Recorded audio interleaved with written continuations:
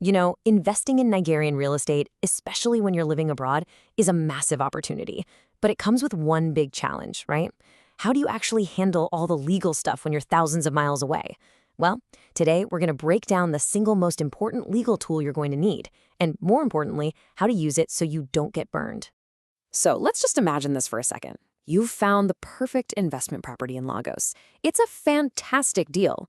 But you're in London, or maybe Dubai, or Houston. You can't just jump on a plane to sign the papers. So the big question is, how do you legally and safely close that deal without physically being there? Well, the answer is a really powerful legal document.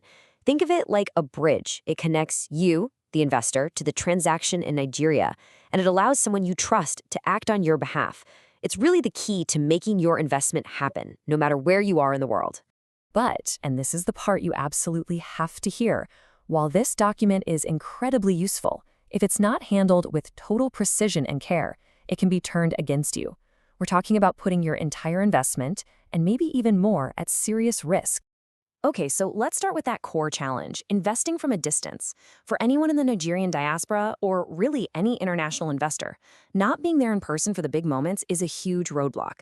It doesn't just slow things down, it can lead to some really costly mistakes and leave you feeling completely vulnerable. And the key, the essential legal key that unlocks this whole problem is the power of attorney, or PoA, as you'll often hear it called. The best way to think about it is like you're giving someone a very specific, legally binding key to perform certain actions for you, like signing a deed or registering a title. All right, let's just make sure we get the terms right, because they're important. When you create a POA, you are the principal. The person you give authority to is called the attorney in fact, or your agent. And I want to be clear, this is not some casual handshake agreement. It is a formal legal document, and it carries some serious weight. Now, this distinction is absolutely vital. There are different types of POAs. A general power of attorney gives your agent really broad authority to do a lot of things, which honestly can be pretty risky. For a specific property deal, a special power of attorney is almost always the safer bet because it limits their power to only that one specific transaction. Nothing more, nothing less. So you see, while the POA is a fantastic tool, in the wrong hands, it can easily become a trap. The very power you grant to help yourself can be misused, and that can create an absolute nightmare. So what are these hidden risks that you really need to be watching out for? If you take away just one thing today, let it be this. Giving someone power of attorney does not make them the owner of your property. Not at all. It only gives them permission to act for you. So if you ever see an agent acting like they own the place, that is a massive, massive red flag. And here are some of the most common traps you might fall into. We're talking about everything from straight-up fraudulent or forged documents to an agent just doing more than you told them they could. You know, maybe they try to sell a property when you only authorized them to sign a lease, or someone might be using a POA that you, the principal, already canceled. And even a simple mistake like a missing signature or a notary stamp can make the whole document legally worthless. Okay, so how do you protect yourself from all that?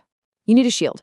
And that's what this section is. It's your due diligence checklist, a clear, simple protocol to follow to make sure your power of attorney is a tool that works for you, not a trap waiting to spring.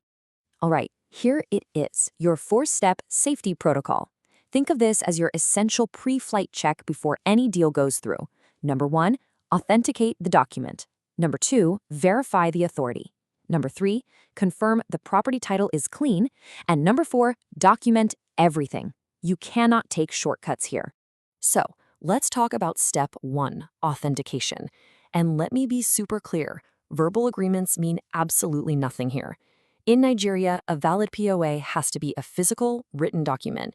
It needs your signature as the principal, and it absolutely has to be witnessed and certified by a notary public or a lawyer to be legally binding.